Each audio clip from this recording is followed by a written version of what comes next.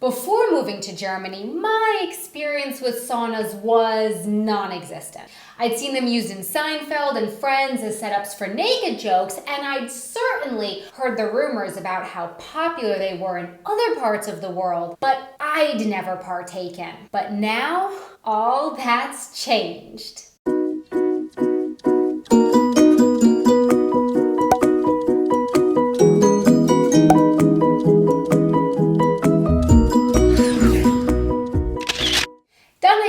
And you're watching Wanted and Adventure Living Abroad. The sauna culture varies widely throughout the world, with Europe in general being more comfortable bearing all within those hot, demarcated zones of steamy nakedness, and America and Canada being, well, generally less comfortable. But even within Europe, the sauna norms and etiquette definitely do vary from country to country. In my mind, Finland is like the headquarters of the sauna. In Finland, there are public saunas, private home saunas, corporate saunas. There's even a sauna at the Parliament House. So many saunas that according to Statistics Finland, the average breaks down to one sauna per every household. That's a heck of a lot of saunas. But in Finland, saunas aren't seen as luxury items so much as they're necessities. According to visitfinland.com, saunas are an integral part of the Finnish culture. And apparently, if they go too long without a sauna, they'll start feeling incomplete. I know what that's like.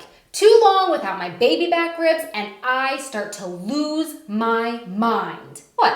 Not the same thing? Saunas in Germany aren't really taken as seriously as they are in Finland, nor are they as pervasive. In Germany, some people sauna and some people don't. I've gotten the sense that saunaing in Germany is kind of like mayonnaise. People either love it or they hate it. When I was in Finland, the sauna that I visited was single sex. But while doing my research for this video, I learned that it actually varies from not only sauna to sauna, but also circumstance to circumstance. I found the best explanation for this on the Wikipedia page, actually, where it explains that, well, sometimes men and women go to the sauna together, but sometimes they don't. For a person brought up in Finland, the rules are apparently instinctive, but difficult to put into words. The article goes on to explain that the age structure of the group, as much as the relationships of the people in it, can lead to 3 different options for saunaing. First is that everyone can just go to the sauna together, men and women. The second is that the men and the women could sauna separately. Or the third option is that each family unit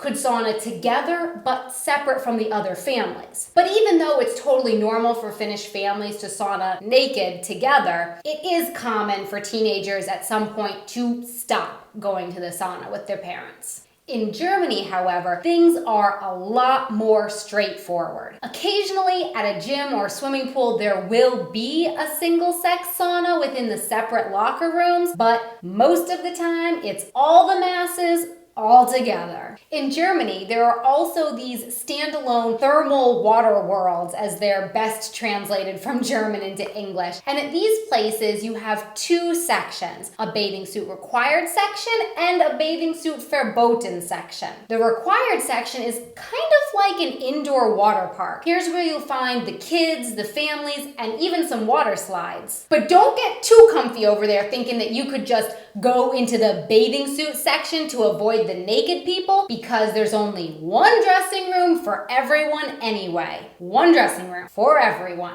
Men, women, kids, one dressing room. And the only way to get out to either section is through that one dressing room. But at the saunas, naked and sweaty as everyone is, it is certainly not a sexual environment. First of all, it's usually so freaking hot that you try not to touch your own skin, let alone have someone else touching you. It's so hot that you have to remove necklaces before going in, or else they start to burn you halfway through. Plus, that's just not the culture of the environment. There's a well-known Finnish saying that says, you should behave in a sauna as you would in church. Let that sink in for a moment. Okay, as far as my German saunscapades go, do you see what I did there? Saunscapades? You liked that, didn't you?